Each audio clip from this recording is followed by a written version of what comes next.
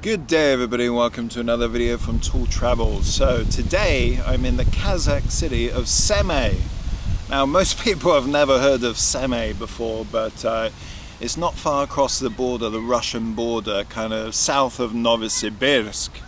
Now the reason I'm in Semi in Kazakhstan is because I have to do a visa run and also send a couple of things back to the UK in the post, because in Russia the postal system's messed up. Anyway people, before I crack on and show you the wonderful city of Semi, I just want to give you a bit of backstory about my journey here. So, I had to go from Novosibirsk to Barnaul. I had to do something in Barnaul. And then I took a bus from Barnaul to here in Semi. So, it was, I was really dreading the bus journey because it was like 8 hours. So pretty far, and also I had to negotiate the border, and you know what I'm like, I'm always having problems at borders, so I'm never 100% confident these days. Anyway, so the bus journey went pretty well, to be honest. We got to the border. Now just prior to the border with Kazakhstan, there was some kind of very industrial border town, I can't remember the name. But this is the most Soviet city maybe I've ever seen. I was driving through on the bus and it looked like a hellscape. The pollution was incredible, maybe the worst pollution I've ever seen as well. You couldn't see more than a couple of 100 meters away.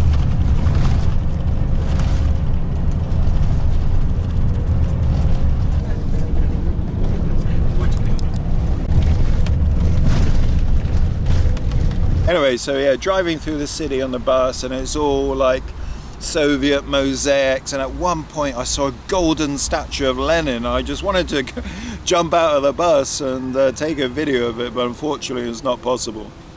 Yeah guys, so we finally reached the border, the Russian border, and this area, yeah, it's like being on Mars or something. Thick smog, but a very strong wind, like gale force winds, like we could barely stand on our feet. Anyway, I got to the border, we're all queuing up, and of course realtalltravels gets a few questions because the Serbian is turning up at the Kazakhstan-Russia border in the middle of nowhere. During these times it's very strange. Now they asked me a couple of questions: where did you come from, where are you going, blah blah blah. And you know, eventually everything is okay, but she had to get on the phone, and yeah, I didn't want it to last too long because I didn't want everybody on the bus to be held up, or maybe they'll leave on the bus without me.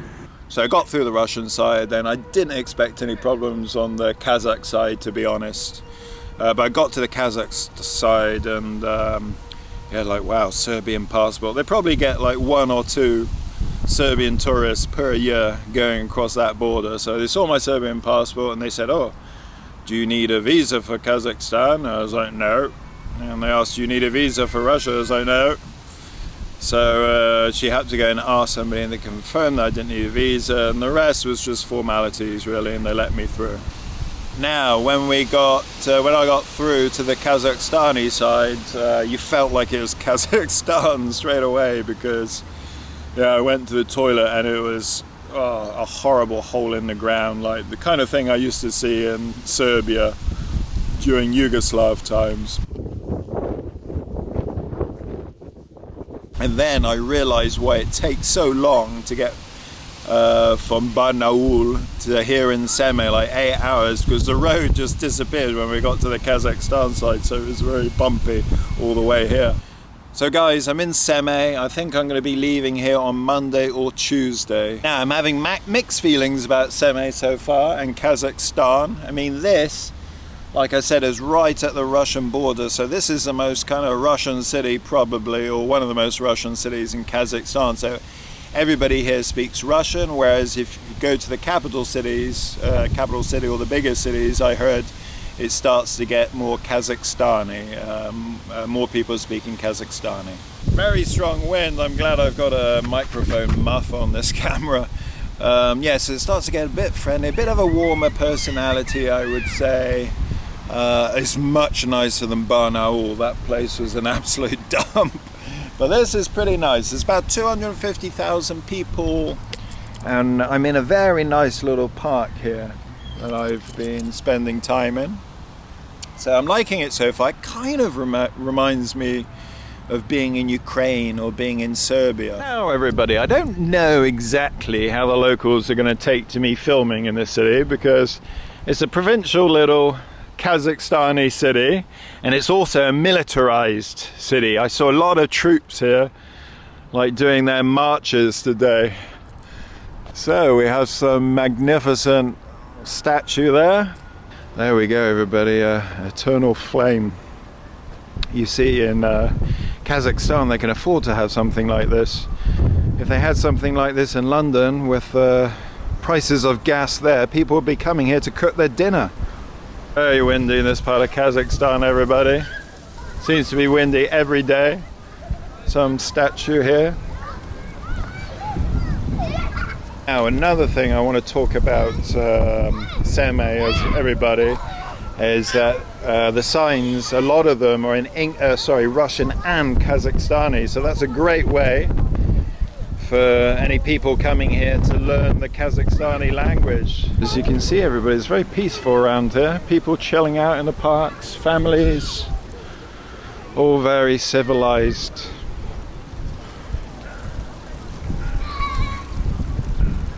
Now in Seme, there's obviously a lot of ethnic Kazakhstanis because it's Kazakhstan, but there's also quite a number of ethnic Russians, which makes sense, as I said, because we're close to the border here. So seems to be very harmonious here between the Russians and the Kazakhstanis. And I'm guessing because of the situation in Ukraine, a fair amount of Russians would have come here to Seme.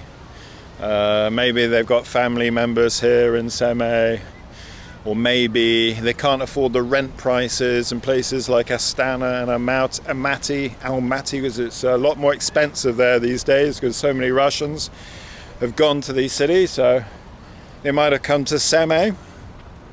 Okay guys, something I haven't told you that I should have told you earlier on in this filming. Now when I was looking for somewhere to cross into Kazakhstan, I kind of saw this town next to the border called Seme, and I thought, right, I go there. It's not so far from Novosibirsk. But what I didn't know until I researched the city a bit more is this is the most nuked city on Earth. All right, so Tall Travels just happens to have found himself the most nuked city in the whole world. So to give you a basic rundown of what happened during the Soviet Union times, from the 1940s until the 1980s, about 40 years, approximately 400 nuclear bombs were tested in this area. Hello, how are you? Вы понимаете английский? You speak English? Вам нравится Семей? Это хороший город? Yes, Semipalatinsk is good city. Oh, your English is very nice. Yeah. Do you learn English at school? Yes.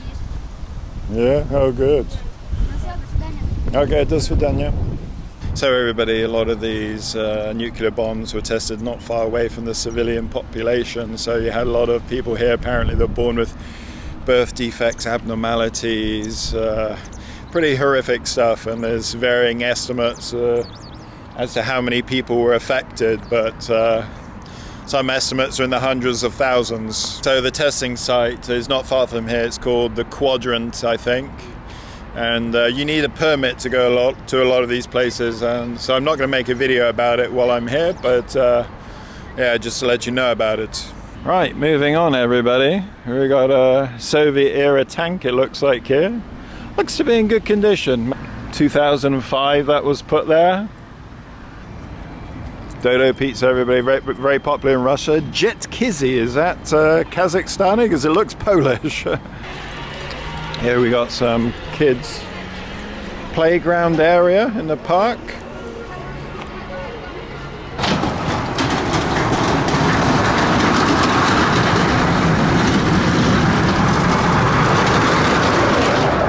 Right everybody, so some technical stuff about being here in Kazakhstan so far. So had some issues today, so I went to look for a SIM card, okay, because the Wi-Fi here is pretty poor I've been to a few restaurants and cafes, and not everywhere has got Wi-Fi.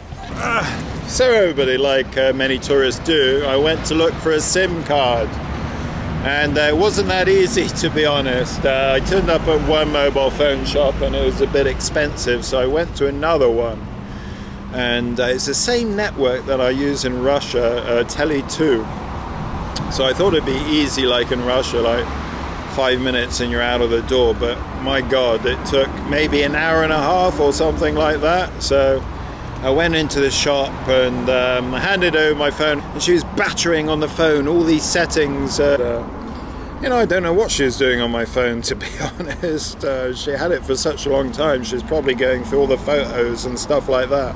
And it got to the point where she said, oh, I need to put in a registration number, but it's not possible because you're a foreigner.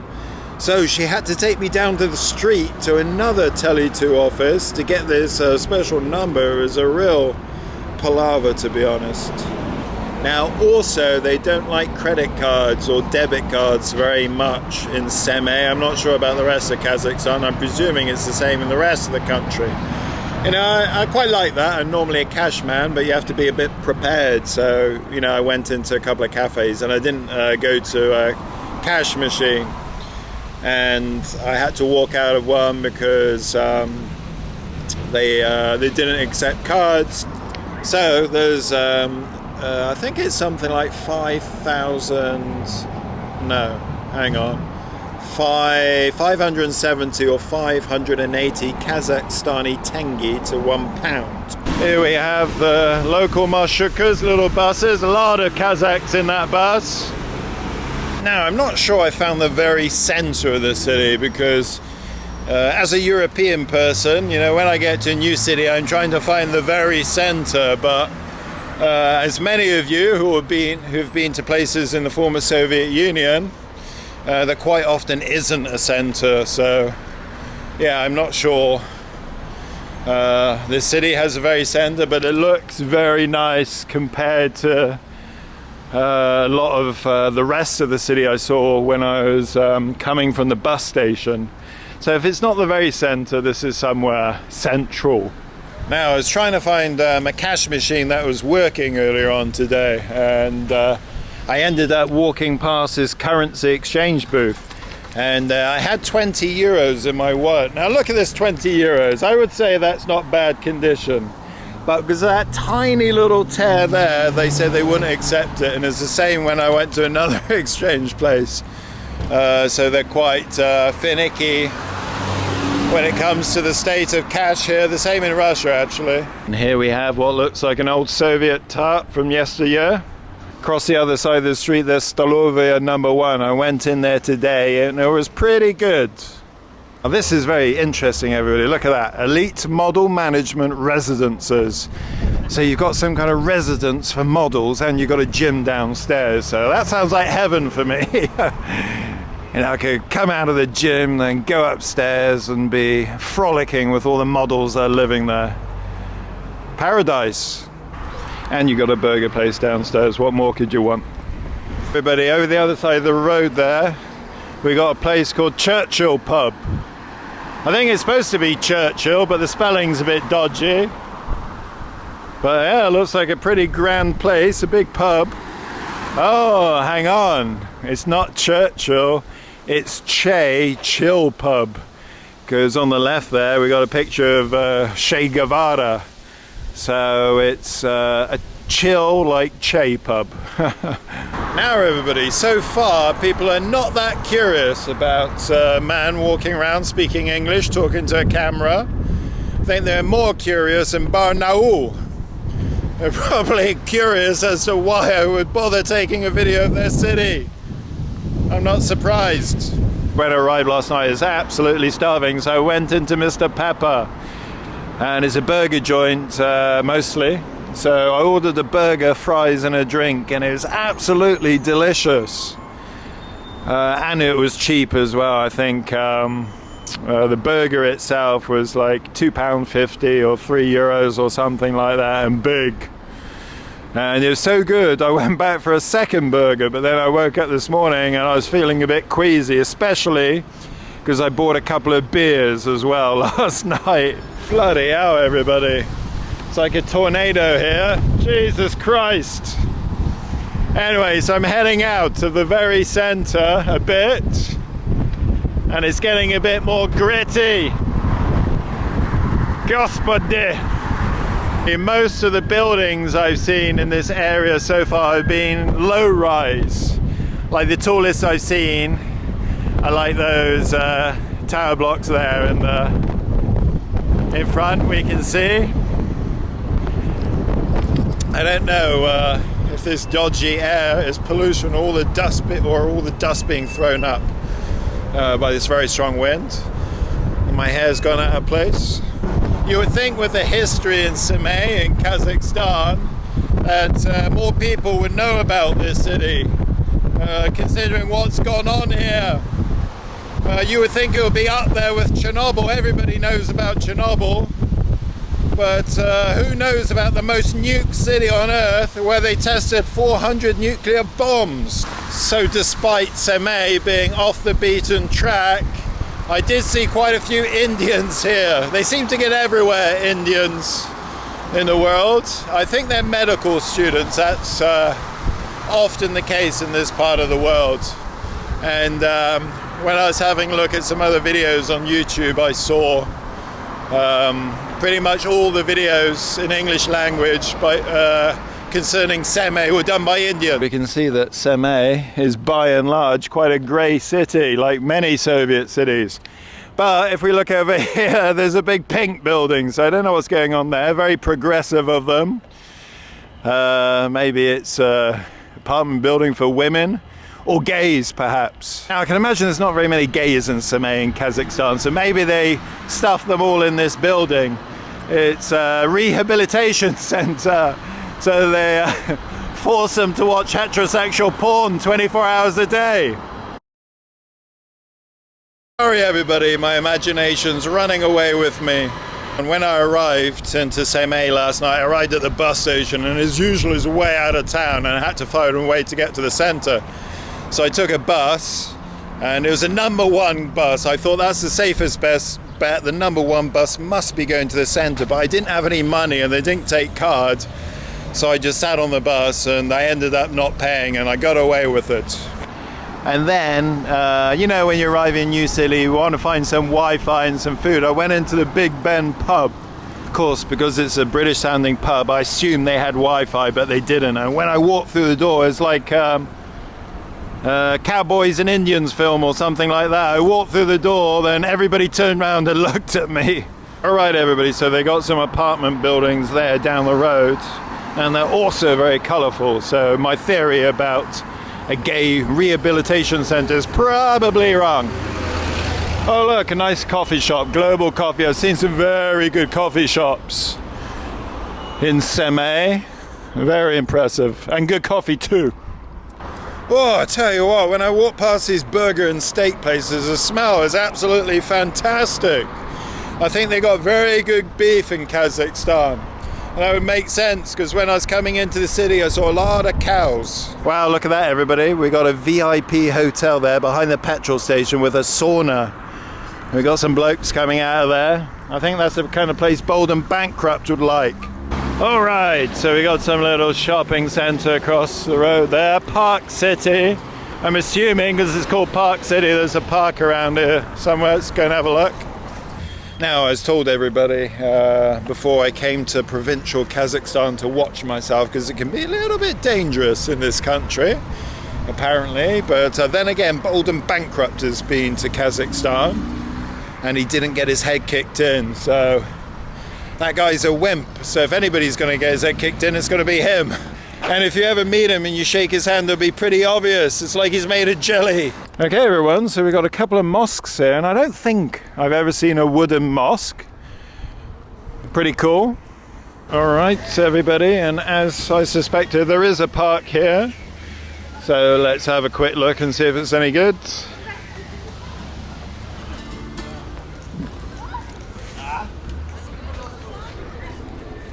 Okay, everyone. So yeah, it's a pretty nice park, I have to say. Nice condition.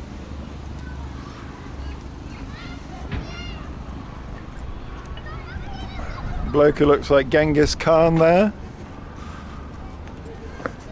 I'm going to guess that here in Semey, the Kazakhstanis are maybe about 70% and ethnic Russians about 30%, but there's also a lot of mixes, you know, mixed blood, so hard to say. All right, everybody, so I'm in a great restaurant here called Brownies, and let's have a look at the menu.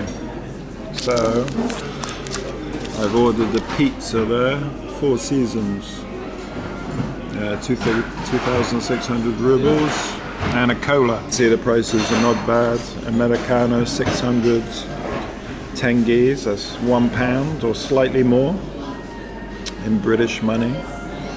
What else have they got? Cocktails, about 900 rubles, 900 tengies for a cocktail. It's pretty good. Look, everybody, the Fartovi bus. I bet it smells nice in there. So this is a view outside of my hotel window, and as we can see, it's pretty ugly and industrial. But I haven't had a proper look before. Now, I'm not sure if you can make this out on the camera. I don't have zoom on the camera, but can you see something in front of that big building right in front of us? Because I see a hand sticking out and a head. So let's go and investigate, see what it is. Wow, everybody, a gigantic secret Lenin. Incredible. I can't even see his head, he's so big. There he is, hiding in the trees. Unbelievable. Oh, and what have we got down here?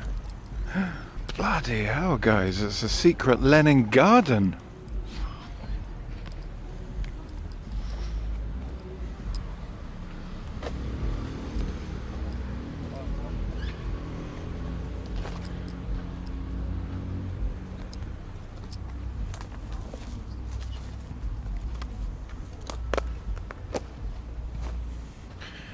Can't remember who this bloke is.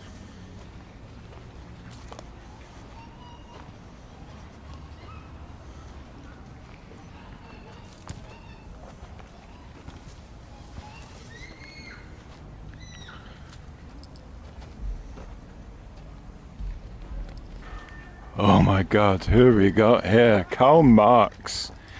I don't think I've ever seen a Karl Marx statue anywhere in the former Soviet Union. This is incredible, everybody.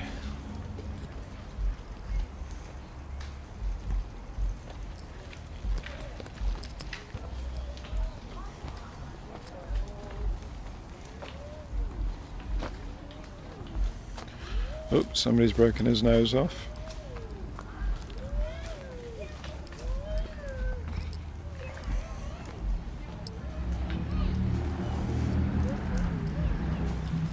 Morning, everybody. It's another glorious day in glorious Kazakhstan.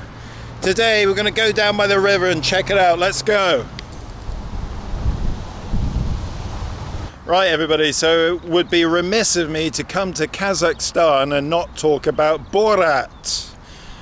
Sacha Baron Cohen is his real name. I always said if I came to Kazakhstan, I would apologize on behalf of the British people for the terrible things Sacha Baron Cohen said about Kazakhstan.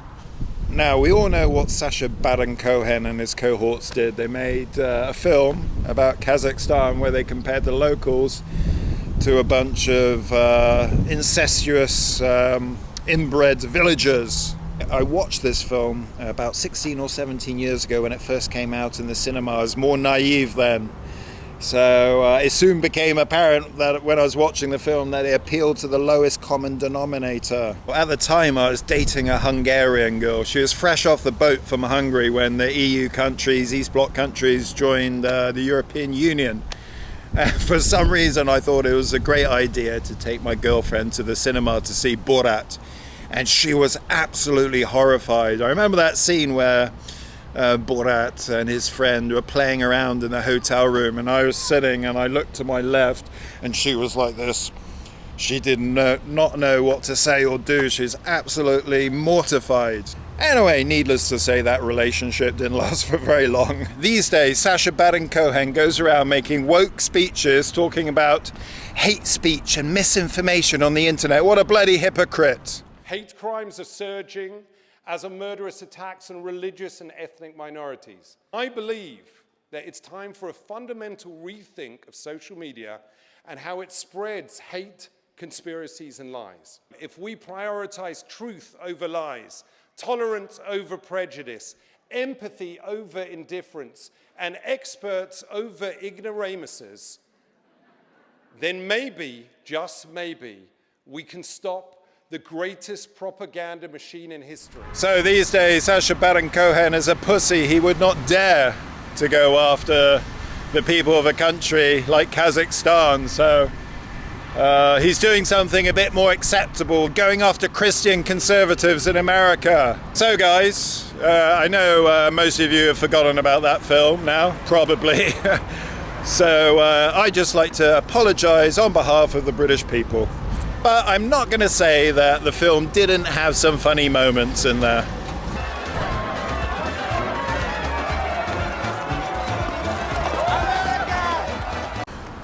Right, everybody, let's go down to the river. Maybe there's a beach down there. Maybe we'll find some Kazakh crumpet as well. Wow, look everybody, a Soviet mural. Ain't she a beauty? Look at this, everybody. Oh, girls.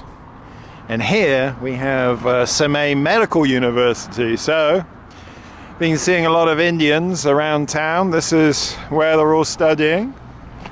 And we got some war memorial there. Wow, check it out, everybody. We've got a very Soviet-looking cinema there, the Dastan Cinema. Interesting.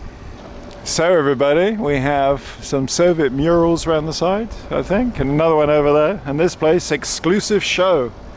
Just the kind of place that bold and bankrupt likes to go to. That, everybody, some abandoned hotel, is it? Maybe they built it a long time ago, then they ran out of money. Wow, look at this, everybody. We've got a huge Soviet bust. We got a mural on the wall there, and his name was Kaim Mohammedanov. I think I got that right. In Semipalatinsk, they got cameras absolutely everywhere. Hello! And here, everybody, we have some giant Soviet square. I'm supposing that building over there is the City Hall. And down there, some other big Soviet buildings. Nothing noteworthy. Bloody hell, guys, what's going on down here? The party's down by the river today.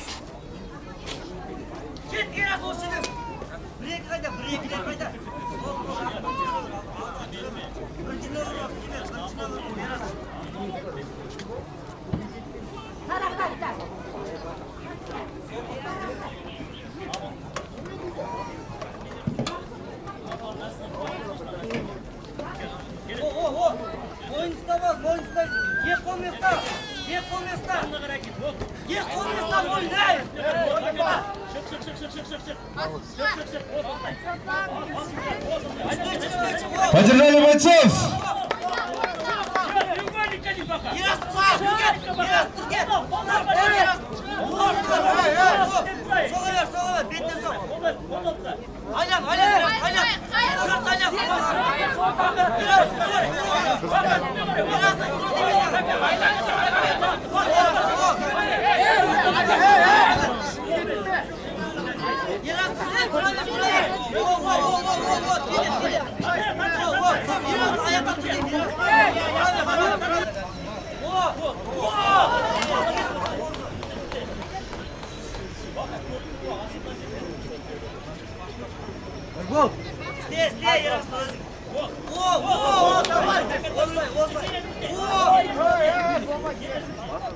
Wow, everybody, that was exciting, wasn't it? I think it was MMA, I'm not too sure. And a while back, I challenged Bold and Bankrupt to a bare-knuckle fight in the celestial mountains of Kyrgyzstan, and wisely, he declined. Anyway, Mr. B, if you ever change your mind, then I'm ready for it. I'll put you to sleep. Now, it's very idyllic and beautiful down here. I'm not sure how far away the mountains are, but this river's fast flowing, and Very clean looking water. Let's not look in this direction because we got two big ugly bridges and choking traffic. Alright everybody, so I think that's about it from this video. Now I've shown you the main kind of parts of Semey, and I like the city, to be honest. It's nice, peaceful, tranquil place on the whole. Now you might want to acquaint yourself with the history of Semey, because as I said, not many people know about its nuclear past, and this being the most nuked city on Earth.